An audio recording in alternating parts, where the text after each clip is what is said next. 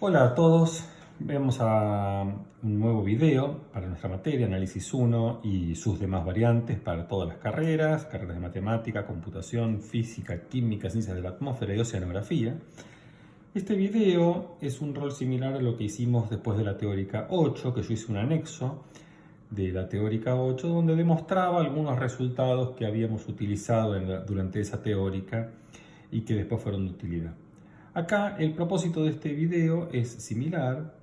Hay ciertos resultados que nosotros utilizamos en la teórica 9 que son bastante intuitivos y que en ese momento los usamos libremente, pero el objetivo de este video es darle un marco un poco más riguroso desde el punto de vista matemático y de paso ir entrenando un poco en cómo es las técnicas para demostrar teoremas o demostrar resultados dentro de la disciplina de matemática, dado que este es un curso de matemática, ¿no?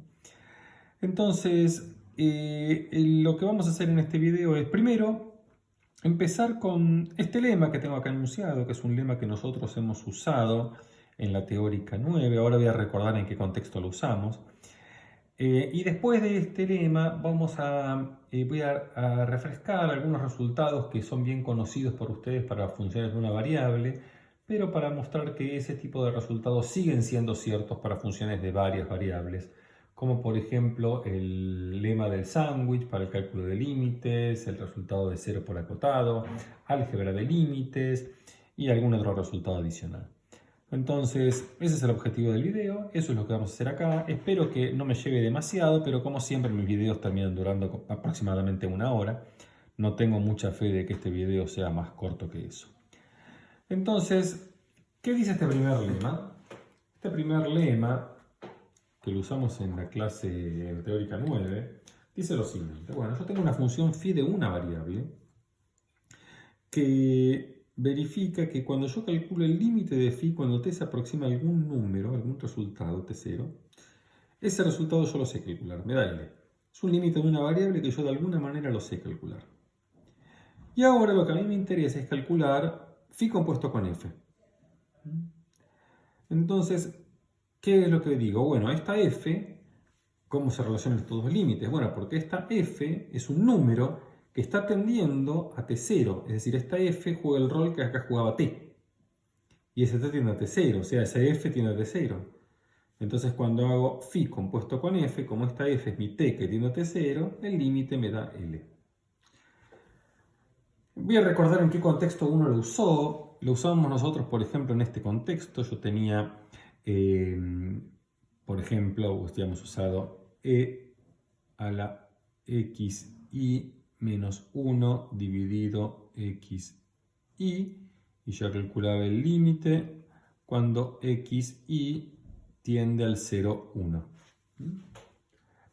Entonces, nosotros calculamos este límite, si no me acuerdo mal era este, si no era este era muy parecido.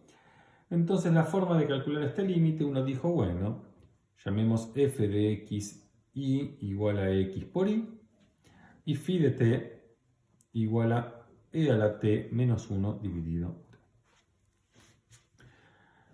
Entonces, cuando miramos el límite de esta expresión, si yo calculo el límite cuando xi tiende al 0, 1 de f de xi, esto es el límite cuando xi tiende a 0, 1 de x por y, y bueno, 0 por 1, esto es 0. Entonces, esto, donde yo estoy evaluando mi función phi, es algo que está tendiendo a 0. Entonces lo que tengo que hacer, lo que me dice este lema, es calculemos el límite cuando t tiende a 0 de phi de t. Este es el límite cuando t tiende a 0 de e a la t menos 1 dividido t. Muy bien, pero este límite, si bien es un límite indeterminado de 0 sobre 0, en la teórica 9 nosotros lo calculamos y ustedes lo van a poder calcular muy fácil usando la regla de L'Hopital, por ejemplo, y este límite da 1. No pongo ahora el cálculo, así lo dejo de ejercicio para ustedes, el límite da 1. Entonces, si este límite da 1, cuando t tiende a 0 y f estaba tendiendo a 0, este lema lo que me dice es que todo este límite que está acá, esto tiene que dar 1, el mismo resultado que este. Hay un pequeño tema técnico que es muy menor, que es el siguiente. Cuando X e Y están tendiendo al 0, 1, voy a hacer mi dibujito acá, que es el 0, 1, X igual 0 igual 1 es este punto. Cuando X y Y están tendiendo al 0, 1, por ejemplo, una forma de tender al 0, 1 es a lo largo de esta recta, ¿no? Así. O así. Y si yo estoy tendiendo el 0, 1 de esta manera, X vale 0 siempre acá. Si X vale 0 siempre acá, si X vale 0, acá tengo un 0 sobre 0, así tremendo. Entonces esta función, digamos, no está nunca definida en esa recta. Es más, yo podría estar tendiendo con XY al 0, 1, haciendo cosas de este estilo, oscilando así alrededor del eje, y oscilando muchas veces, ¿no? Entonces, cada vez que corto el eje, esta función no está definida. Entonces, ¿qué significa que este límite sea 1? Bueno, hay que entender esto con un poco de sentido común. ¿Qué estamos diciendo acá en este caso? Bueno, lo que vamos a entender para decir que este límite es 1 es el siguiente. Esta función phi de t, en principio no está definida para t igual 0, pero como su límite existe cuando t es 0, la discontinuidad que tiene en t igual 0 es una discontinuidad evitable. Entonces esta función phi de t se puede extender su definición a t igual 0 diciendo que en 0 vale 1. Entonces cuando acá evaluamos, hacemos la composición de phi de t con esta función x por y, acá lo que estamos diciendo es que lo que vamos a interpretar es que esta función vale esta cantidad si x por y es distinto de 0 o 1 si x por y es igual a 0. Entonces, con ese criterio adoptado, esto tiene perfecto sentido para cualquier xy. Si x por y es igual a 0, en ese sentido decimos que esto es exactamente 1. Y cuando x por y es distinto de 0, vale lo que vale esta expresión. Y ahí calculamos el límite. Y entonces eso va a tener perfecto sentido en esto que vamos a demostrar. Entonces es un tecnicismo matemático que realmente, cuando la función que tiene phi tiene una discontinuidad evitable, que es lo que estamos diciendo acá, como el límite existe, esta phi tiene una discontinuidad evitable. Si fuera, por ahí es continua, pero si es discontinua, lo peor que le puede pasar es tener una discontinuidad evitable. Entonces directamente uno dice, bueno, phi de t0 vale L y listo. Y me despreocupo de ese problema, del problema de si f cruza por t0 o no cruza por t0, ya no me preocupa. Bien. Después de haber hecho toda esta disquisición, lo que vamos a hacer ahora, y vamos a empezar este video es haciendo la demostración de este lema. La demostración de este lema, ahora, para aquel que tenga un poco de entrenamiento matemático, es una demostración muy sencilla. Para aquel que no lo tiene, no lo es. Entonces, yo sé que ustedes no lo tienen todavía ese entrenamiento matemático. Es parte del objetivo de este curso, aparte de aprender técnicas de cálculo en funciones en varias variables, es seguir avanzando un poco en su entrenamiento matemático, que siempre viene útil para todas las disciplinas tener ese tipo de entrenamiento. Entonces vamos sin demora más a hacer la demostración del lema. Voy a empezar acá para tener este enunciado escrito un rato más. Entonces, demostración. Bueno, entonces uno empieza y dice, bueno, tengo esta función phi compuesta con f. Yo quiero probar que ese límite es L. Y si yo quiero probar que un límite es L, la única forma que tengo yo de demostrar que un límite es L es usar la definición. La definición que dice, uno se acuerda de esa famosa definición de para todo epsilon existe un delta, etcétera, etcétera.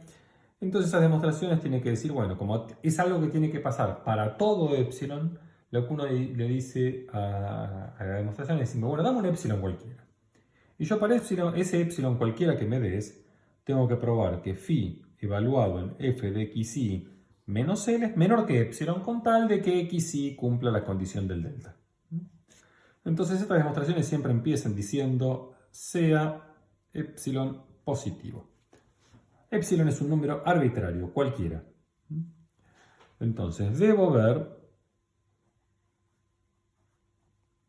que existe un delta positivo, TQ es tal que módulo de phi de f de xy menos L es menor que epsilon si módulo de xy menos AB es menor que delta y eventualmente mayor que 0.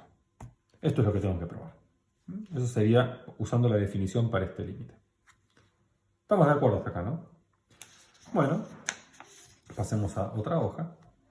Entonces ahora uno dice, ¿qué hipótesis tenemos? Voy a dejar acá de este lado, a ver si se alcanza a ver, para que tengamos el enunciado acá escrito.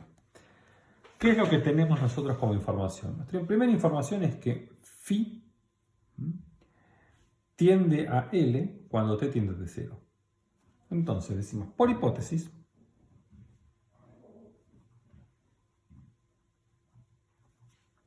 como el límite cuando t tiende a t0 de phi de t es igual a L, sé que existe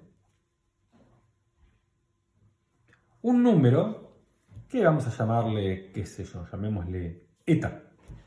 Porque no tiene por qué ser el mismo delta. Tiene que ser un mismo número, eta, llamémosle eta, positivo, tal que módulo de phi de t menos L es menor que epsilon si módulo de t menos t0 es menor que eta. En la definición de límite, acá uno tiene que poner esto mayor que 0, pero yo ya estoy trabajando con la función phi, que la definí que en t0 vale L. Entonces, si t es igual a t0, lo admito y digo que phi de t0 es L. Y se acabó esa discusión. Muy bien, entonces tenemos que por hipótesis tenemos esto. Bien. Entonces, ¿esto qué me dice? ¿Esto qué me dice? Luego, si módulo de f de xy menos t0 es menor que eta, este f de xy juega el rol de t. Sigue que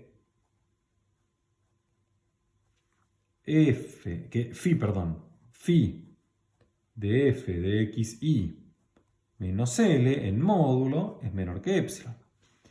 Que eso es lo que, si ven, se alcanza a ver acá en la hoja, lo que yo quiero probar, ¿no? Yo quiero ver que phi de f de xy menos L es menor que epsilon. Y yo conseguí que phi de f de xy menos L sea menor que epsilon, pero no si xy menos AB es menor que delta. Lo conseguí si f de xy menos t0 es menor que eta. Bueno, y ahora la pregunta es, ¿cómo hago yo para conseguir que valga esto?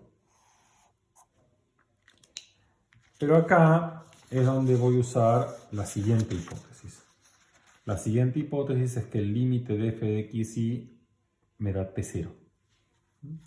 Ahora, pero, como el límite cuando xy tiende a b de f de xy es igual a t0, de la definición sigue que para cualquier número positivo, ahora eta va a jugar el rol de epsilon, entonces yo sé que existe un delta positivo tal que módulo de f de xy menos t0 es menor que eta si 0 es menor que módulo de xy menos ab menor que delta. Eso fue usar el segundo límite, la segunda hipótesis. Esto es lo que dice exactamente que este límite es t0. Entonces, ¿qué tenemos? Si xy menos ab, ese módulo, es menor que delta, eso implica que f de xy menos t0 es menor que eta. Pero si f de xy menos t0 es menor que eta, eso implica que phi de f de xy menos L es menor que epsilon.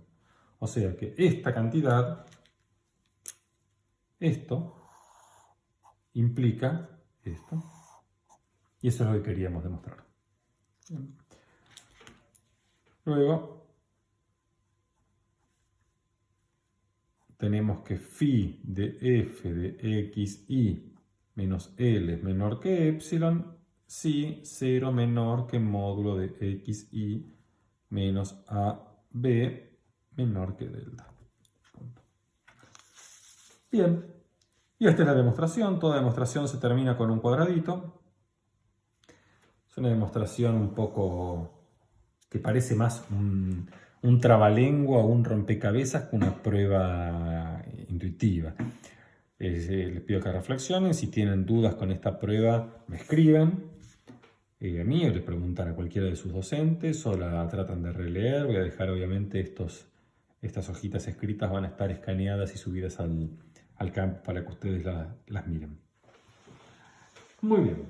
Entonces, este lema es un lema que ya hemos probado que es muy útil. Acá les di uno de los ejemplos en donde lo usamos. Van a ver ustedes que lo van a poder usar en muchos más ejemplos en la guía de ejercicios. Quiero ahora que veamos otro lemita, que yo no lo usé en la teórica, pero hay muchos ejercicios de la práctica donde lo van a usar y ustedes algo que están bastante acostumbrados a usarlo en análisis del CBC, que es lo que se conoce como el lema del sándwich. ¿Qué dice el lema del sándwich?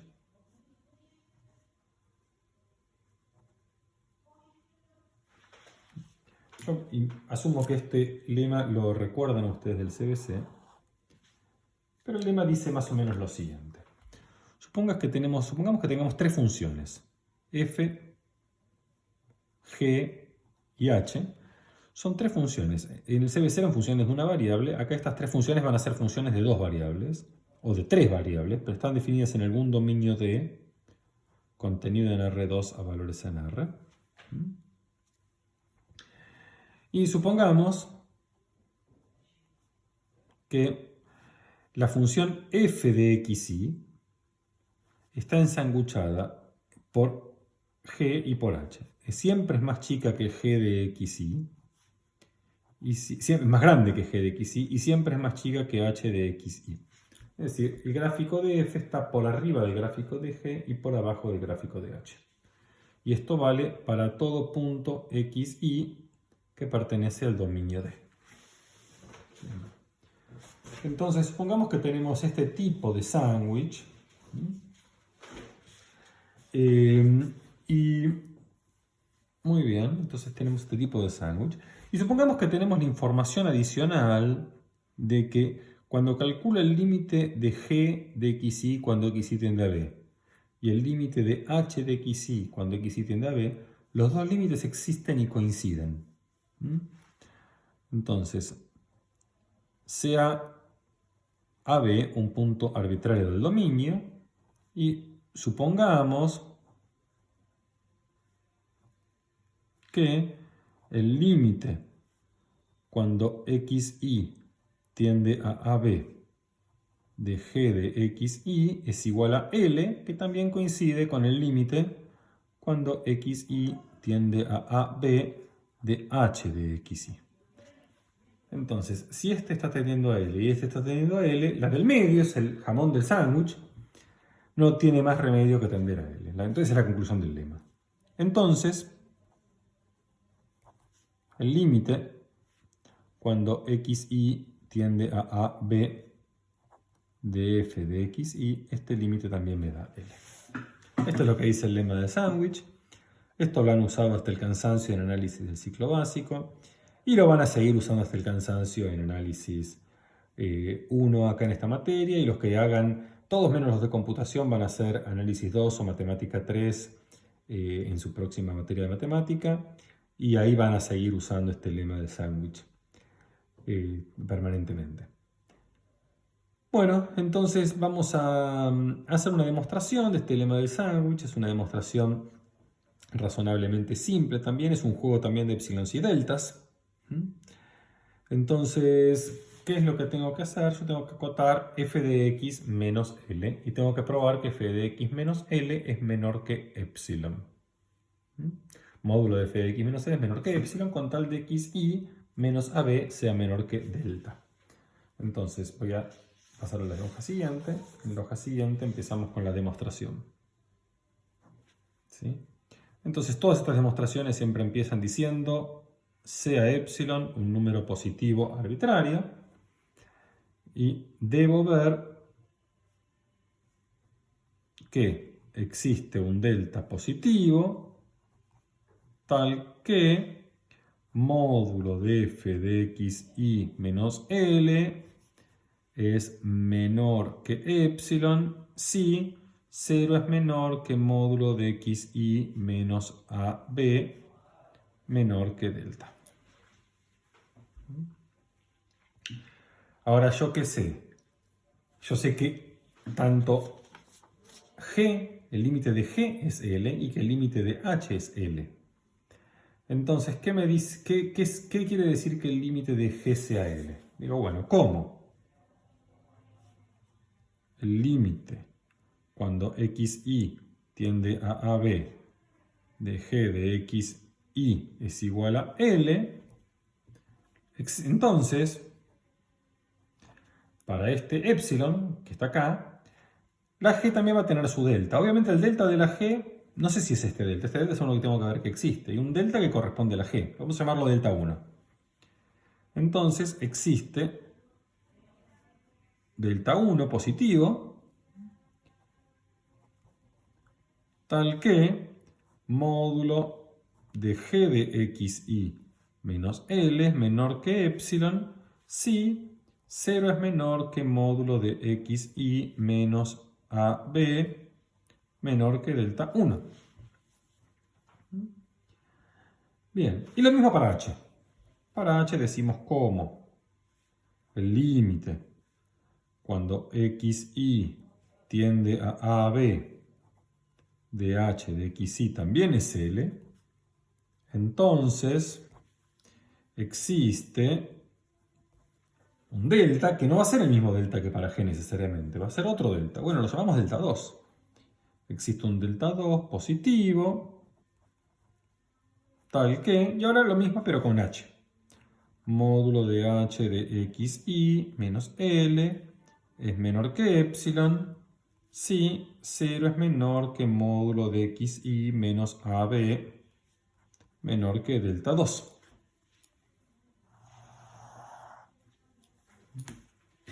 Muy bien. Entonces fijémonos que si yo ahora elijo el más chico de los dos deltas, el más chico de delta 1 y delta 2, entonces cuando xi menos AB es más chico que delta 1 y que delta 2 cumple las dos condiciones a la vez, va a ocurrir tanto esto como esto de manera simultánea.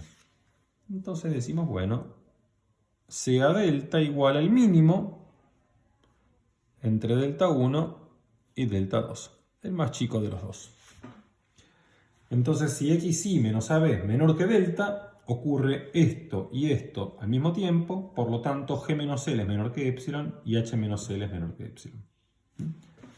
Entonces vamos a ver que en esas condiciones para ese delta, ese es el que me sirve para f, que eso implica que f de xi menos L es menor que epsilon. Pero bueno, ¿cómo podemos ver eso? Bueno, ahora observamos que entonces sea ahora xi en el dominio tal que 0 es menor que xi menos AB menor que delta. Y entonces yo quiero calcular qué pasa con f de xi menos L. Pero f de xi menos L, fíjense lo que tengo, f de xi es más chico que h y es más grande que g. Entonces esto es más chico que h de xi menos L. Y es más grande que g de xi menos L. ¿Estamos de acuerdo? Entonces, si tengo estas desigualdades, observamos lo siguiente. Como h menos L en módulo es menor que epsilon, ¿eso qué quiere decir? Que h menos L es más chico que epsilon y más grande que menos epsilon. Entonces h menos L es menor que epsilon. Por otro lado, esto es más grande que g menos L. Pero como módulo de g menos L es menor que epsilon, eso quiere decir que g menos L es menor que epsilon y mayor que menos epsilon. Entonces esto que está acá es mayor que menos epsilon. Entonces si uno mira esta cadena de desigualdades que obtuvo, que menos epsilon es menor que f menos L, que es menor que epsilon. Esto implica entonces que menos epsilon es menor que f de xi menos L, que a su vez es menor que epsilon. Es decir, que módulo de f de x y menos L es menor que epsilon, como queríamos demostrar. Cuadradito de fin de demostración. Y terminamos este ejercicio. Este lema, perdón. Bueno, ¿cómo hacemos, por ejemplo, para probar usar un ejercicio, resolver un ejercicio usando este tipo de lemas? Bueno, hagamos un ejemplito, pequeño ejemplito. Ejemplito, calcular el límite cuando xy tiende al 0, 0 de x por el seno de 1 dividido y.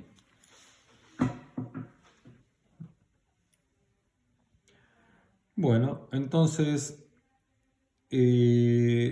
¿cómo hago para calcular este ejercicio, este límite? Bueno, lo que uno observa acá es que, bueno, pongamos para evitarnos un pequeño problema x cuadrado para que tenga un signo, si no es un poquito más complicado, pero no es nada grave. Bueno, cuando quiero calcular este límite y quiero ver qué sucede, tengo un problema porque si yo quiero aplicar acá álgebra de límites, bueno, eso evidentemente no va a funcionar, no puede funcionar porque acá tengo esto tiende a infinito, el seno de 1 sobre i, eso empieza a oscilar como loco, no converge a nada. Entonces ahí no podemos hacer nada en ese sentido. Pero podemos resolverlo aplicando el lema del sándwich que acabo de enunciar. Porque lo que uno tiene siempre es que el seno de 1 sobre i, esto es mayor o igual que menos 1 y menor o igual que 1. Entonces si yo multiplico por x cuadrado, me queda entonces que menos x al cuadrado es menor o igual que x al cuadrado por el seno de 1 sobre i, que es menor o igual que x al cuadrado. Entonces cuando uno escribió esto, ¿qué tiene? Esta función que está acá es mi función f de xy. Esta función que está acá es mi función g de xy. Y esta función que está acá es mi función h de xy. Por más que aparezca solo la variable x, no aparece la variable y, pero no importa, es una función de x y de y. Bueno, entonces de esta función g, cuando xy tiende al 0, 0, bueno, esto tiende al 0, no hay nada que decir, ¿no? Esto tiende a 0. Por otro lado, esta función h lo mismo, ¿no? Cuando xy tiende al 0, 0, bueno, esto tiende a 0. Entonces estamos en las condiciones del lema del sándwich. Esta función f de xy es una función a la cual en principio quiero calcular el límite y no puedo aplicar el álgebra de límites, pero sin embargo lo tengo acotado por arriba por una función que tiende a 0 y por abajo por una función que tiende a 0. Entonces el lema del sándwich va a decir que esta función f de xy tiende a 0 cuando xy tiende a 0, 0. Bueno, entonces vamos a escribir la conclusión en la otra hoja. Luego, por el lema del sándwich,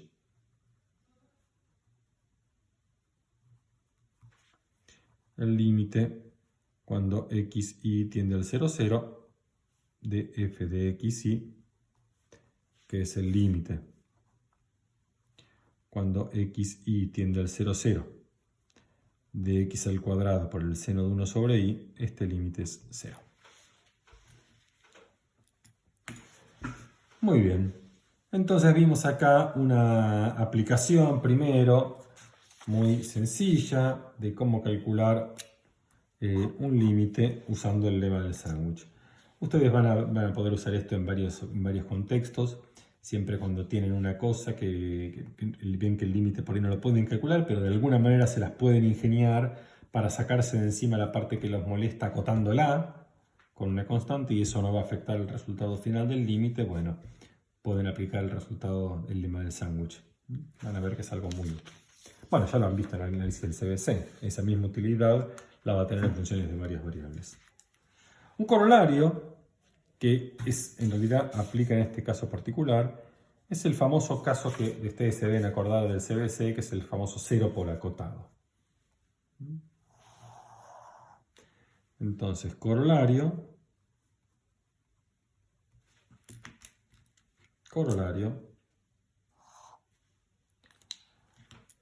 es el siguiente. Si tenemos que el límite cuando xy tiende a AB de f de xy es igual a 0 y tengo otra función g, que mi conclusión sobre g es que cada vez que yo hago g de xy y calculo el valor absoluto, eso es menor o igual que una cierta constante m para todo xy en el dominio D, es una función que nunca puede valer ni muy grande positivo ni muy chico negativo. Digamos, Tm podría ser 70, nunca pasa de 70 ni de menos 70. Entonces, cuando calculan el límite, cuando xy tiende a AB de f de xy por g de xy, esto me da 0. Es decir, 0 por acotado igual 0, que eso es lo que uno recuerda como regla mnemotécnica en análisis del CBC, ¿no? 0 por acotado igual 0. Bueno, por ejemplo, este resultado, este corolario, podríamos haberlo aplicado directamente en este ejemplo, porque tengo esta función que está tendiendo a 0 y esta función que sabemos que es acotada. Entonces 0 por acotado, el resultado es 0. Lo hicimos acá con sándwich, pero podríamos haberlo hecho directamente aplicando este corolario. Bueno, si es un corolario del lema del sándwich, evidentemente es un resultado que se deduce a partir del lema del sándwich. ¿Cómo es que se deduce este resultado? Yo quiero ver que f de xy tiende al 0, 0. Demostración. Si yo quiero ver que f de xy tiende al 0, 0, lo que me fijo y hago, digo, bueno, calculo el módulo de f de xy por g de xy. Y esto es igual a módulo de f de xy por el módulo de g de xy. ¿Está bien? Y g de xy, yo sé que el módulo es menor o igual que m. O sea, esto es menor o igual que m por el módulo de f de xy. Entonces, si el módulo de f por g es menor o igual que m por el módulo de f, eso va a decir que f por g está entre m por el módulo de f y menos m por el módulo de f. Entonces de ahí concluyo que menos m por el módulo de f de xy es menor o igual que f de xy por g de xy, y esto es menor o igual que m por módulo de f de xy.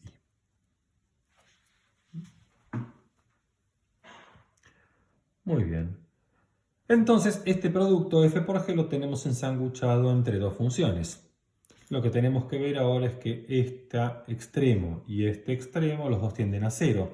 Pero ahora es muy fácil ver que eso tiende a 0, porque como f tiende a 0, módulo de f también tiende a 0, multiplicado por una constante es 0. Y este lado es exactamente igual. Entonces tenemos que esto tiende a 0 cuando x y tiende a p. Acá tengo que esto también tiende a 0 cuando xy tiende a AP. Entonces, por el lema del sándwich,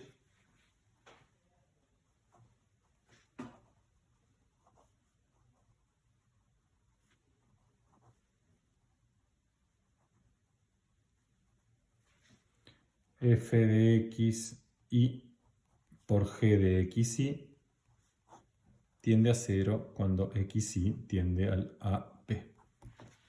Y ahí tenemos la demostración de este corolario, que es el famoso 0 por acotado igual 0. Muy bien. Muy bien.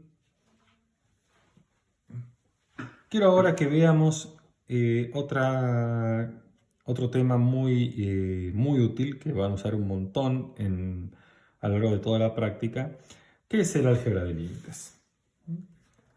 Entonces, vamos ahora a ver álgebra de límites.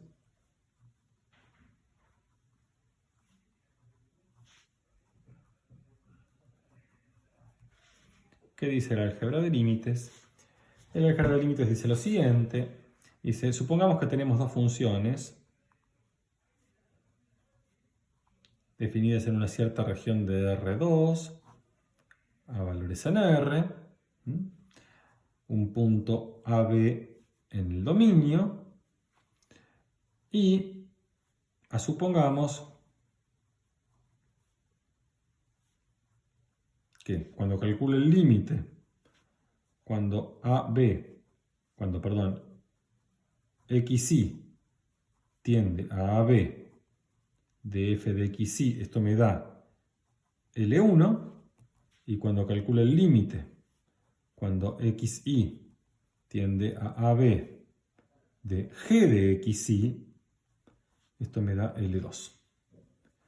Bueno, entonces, si yo conozco estos dos límites, entonces lo que dice el álgebra de límites es que entonces, si ustedes realizan alguna operación razonable, algebraica, entre f y g, el resultado es a realizar la misma operación entre los resultados del límite L1 y L2.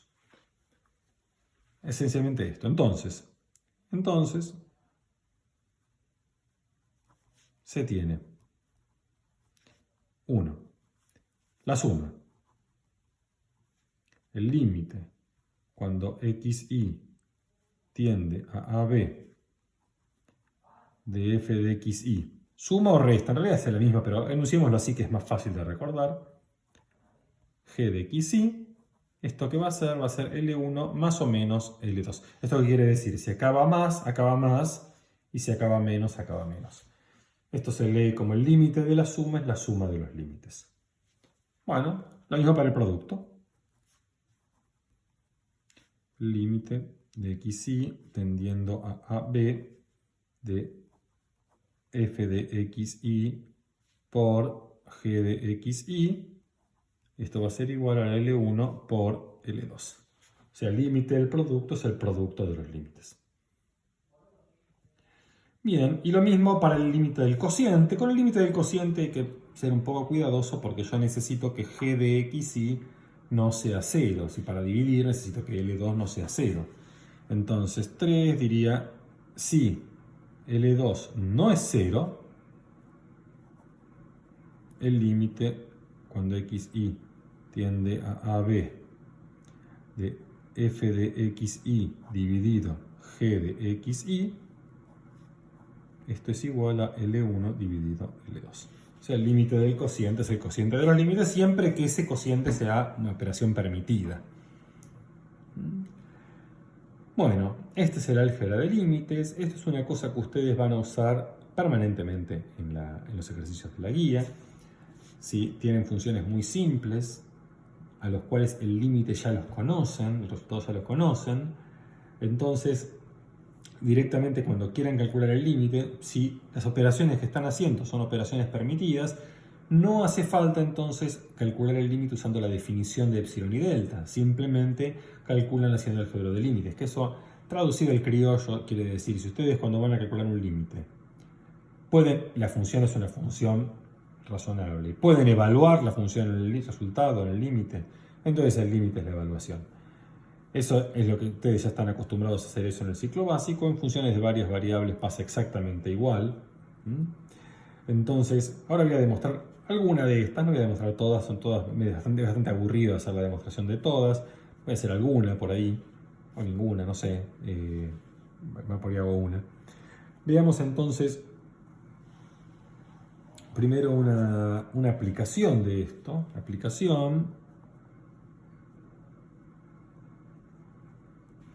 Vamos a darle primero un poco álgebra de límites. Y acá 1, 2, 3.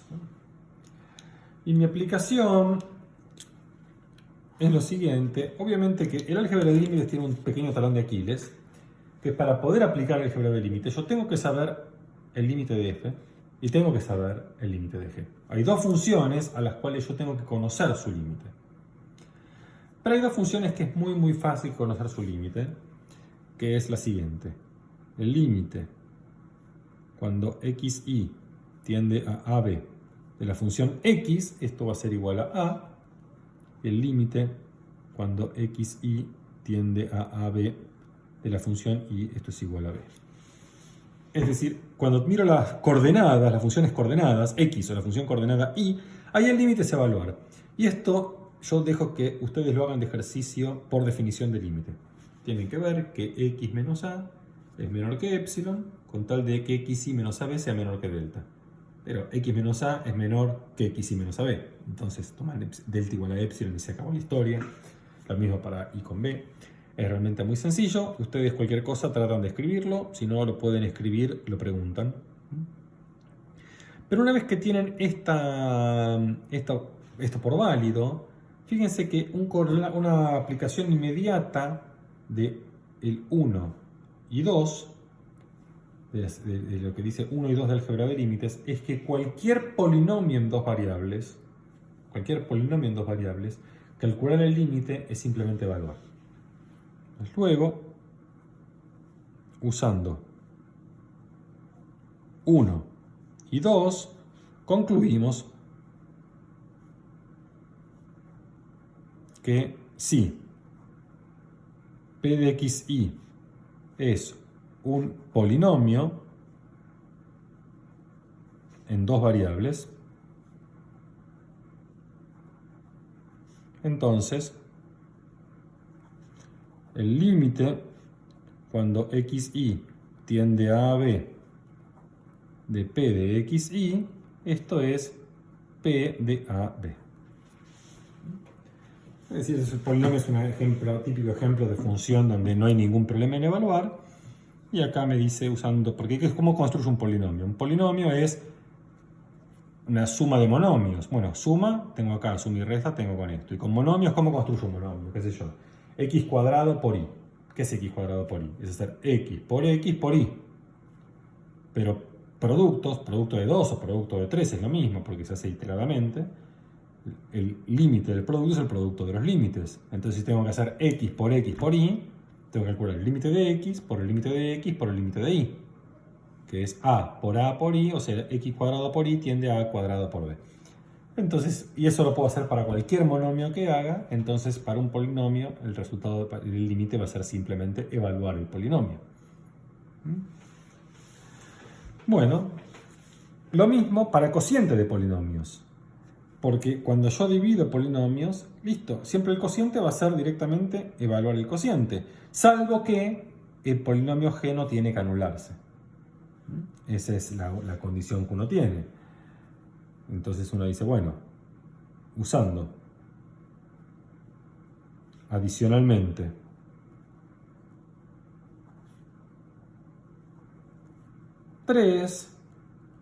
si q de xy es otro polinomio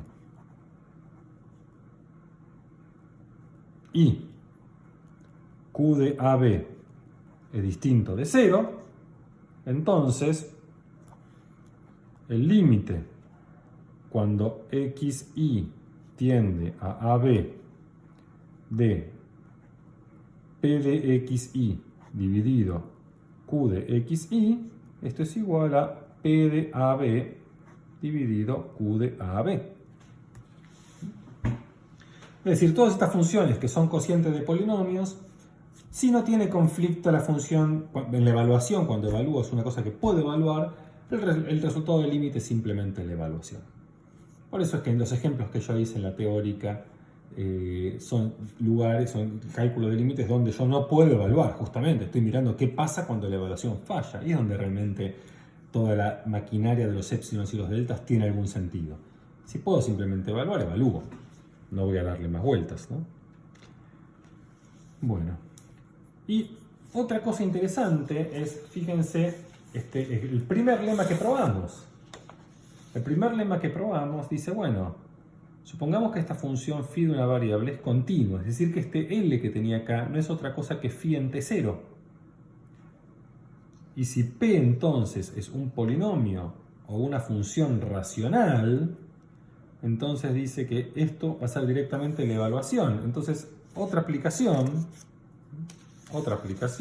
es si ahora phi de R en R es continua,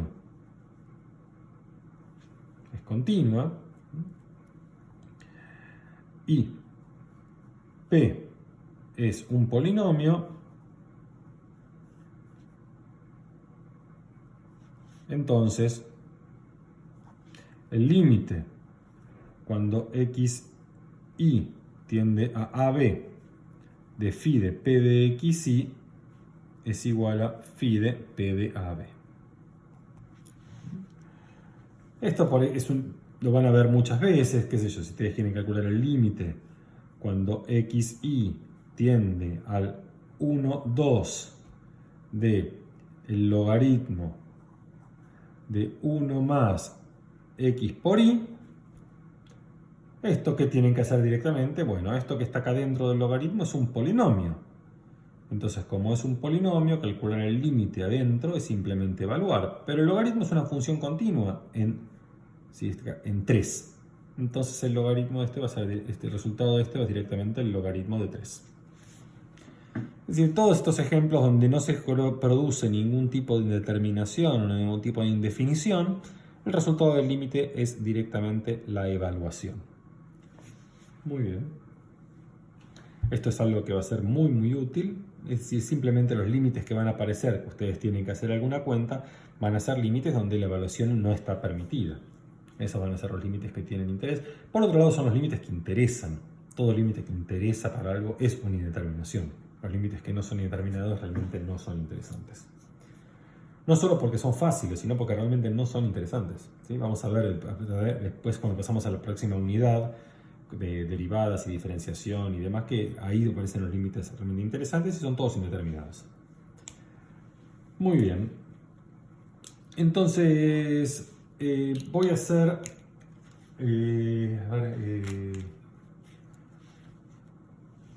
a ver qué más quiero hacer yo. Sí, para terminar voy a hacer la demostración de una de las propiedades de álgebra de límite y con eso ya doy por concluido este video, este anexo de la teórica 9. Entonces, vamos a hacer, por ejemplo, vamos a hacer el más fácil de todos, que es el límite de la suma. Vamos a hacer el más fácil de todos, que es el límite de la suma. El límite de la suma o resta, ¿no? Son iguales. El producto es un poquito más complicado, no mucho más complicado. El del cociente tiene un pequeño detalle adicional, pero después cuando veamos la parte de diferenciación, más adelante vamos a ver cómo solucionar el problema adicional cuando uno hace un cociente. Ya les puedo adelantar un poco. El problema adicional que uno tiene es que yo necesito ver que este cociente es una función que está bien definida. Para que este cociente sea una función bien definida, necesito que la función g no se anule. Mi información es que L2 no se anula. Pero yo tengo que ser capaz de poder deducir de que L2 no se anula, que g no se anula.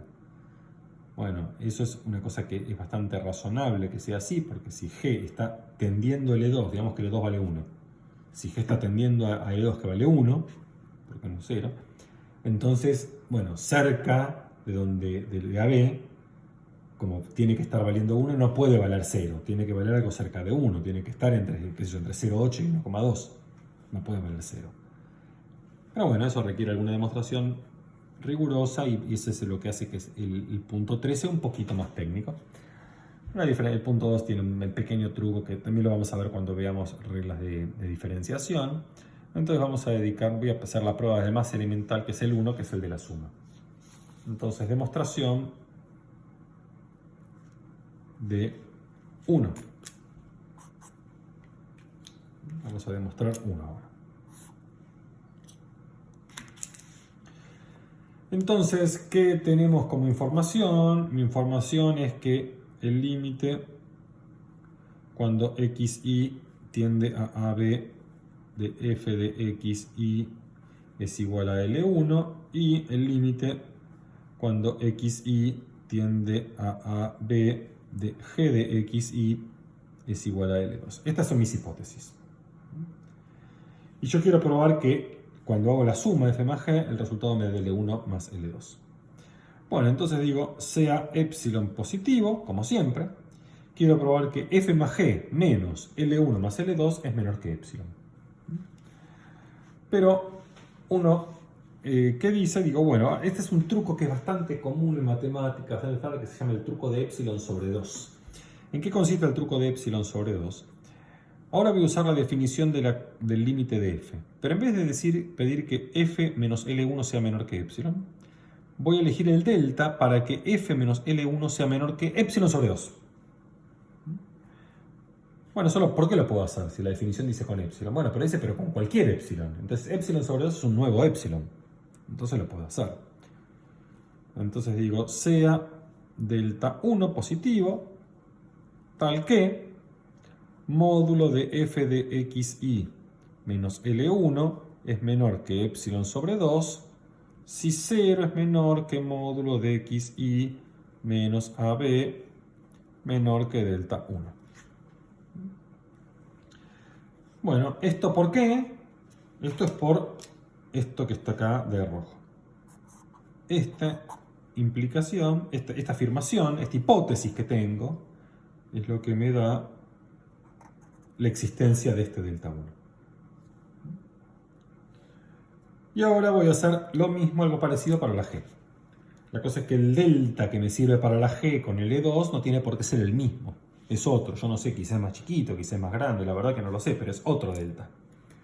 Entonces digo, sea delta 2 positivo, tal que módulo de g de x, y menos L2 es menor que epsilon sobre 2 si 0 es menor que módulo de x, y menos AB menor que delta 2.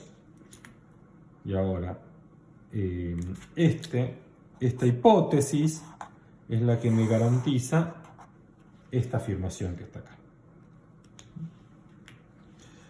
Entonces, igual que hicimos antes, yo quiero que pasen las dos cosas a la vez. Si quiero que pasen las dos cosas a la vez, tengo que elegir un delta que sea más chico que delta 1 y delta 2. Entonces decimos, sea delta igual al mínimo entre delta 1 y delta 2. Entonces, sí, punto. Entonces, si 0 es menor que módulo de x, y menos AB menor que delta, tenemos que módulo de f de x, y más g de x, y menos L1 más L2, a un pequeño agrupamiento, que esto es f de x, y menos L1 más g de x, y menos L2. Acá uso que el módulo, cuando tengo un más y separo el módulo, me queda un menor igual. Módulo de f de x, y menos L1 más módulo de g de x, y menos L2. Bueno, pero ahora f de x, y menos L1 se acota por epsilon sobre 2. Y g de x, y menos L2 se acota por epsilon sobre 2. Este es el famoso truco epsilon sobre 2 de matemática, que esto es epsilon. Entonces, ¿qué probé? Pero que cuando hago f más g menos L1 más L2, eso se hace más chico que epsilon, con tal de que x, y menos AB sea menor que un delta. Bueno, entonces esto prueba el álgebra de límites 1, que el límite de la suma es la suma de los límites. De manera muy similar, aunque un poquito más rebuscada, se prueba que el producto de los límites es el límite del producto y que el cociente de los límites, el límite del cociente es el cociente de los límites. Bueno, y solamente para terminar un corolario de todo esto, entonces corolario,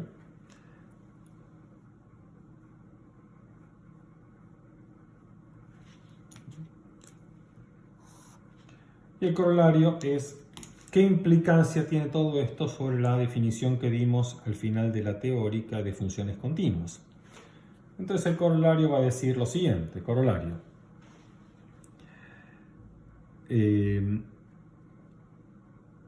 Si f y g de D contenido en R2 en R son continuos en AB, entonces 1, 2, 3.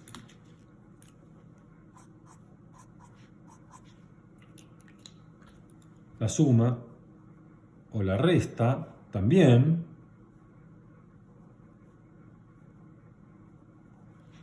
El producto también es continuo en AB.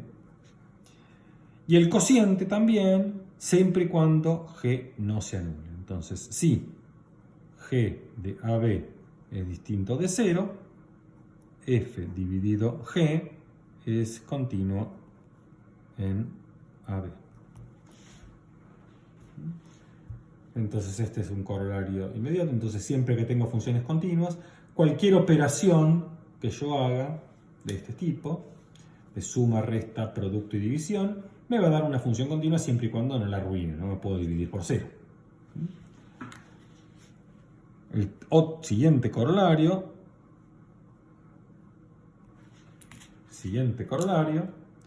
es que si yo compongo una función de dos variables con una función de una variable y todo es continuo, el resultado es continuo.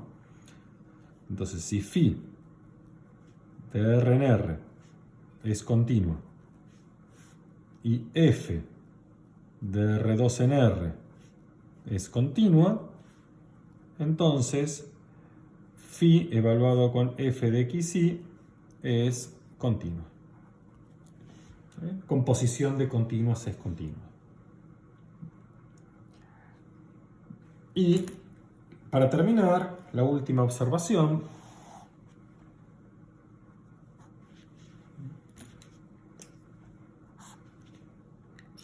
es que los polinomios, si p de xy es un polinomio, entonces es continua. Y esta sería la primera observación. Y la segunda observación es que si q de xy es otro polinomio, entonces cuando hago el cociente de polinomios, esta es una función que es continua en todos los puntos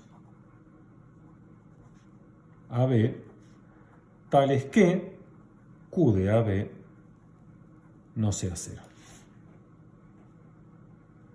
¿Está bien? Entonces, con estas construcciones sabemos ahora que todos los polinomios son continuos, todos los cocientes de polinomios son continuos. Nosotros conocemos un montón de funciones continuas reales, todas las trigonométricas, las exponenciales, los logaritmos. Y si yo compongo esas funciones con funciones que son continuas en dos variables, eso me va a dar una función continua. O sea, siempre y cuando yo me mantenga dentro de los dominios donde las cosas son continuas, donde las cosas funcionan, ¿no? Bueno, esto es todo entonces por ahora. Recuerden, ya con la teórica 9 podían hacer toda la práctica 3. Esto espero que les dé una pequeña mano o ponga todo en un marco un poco más riguroso, algunas cosas que fueron quedando pendientes y que se usaron sin demasiado justificativo. Pero con esto ya pueden terminar. El próximo video teórico va a estar subido, no sé si bien si el martes o miércoles de la semana que viene.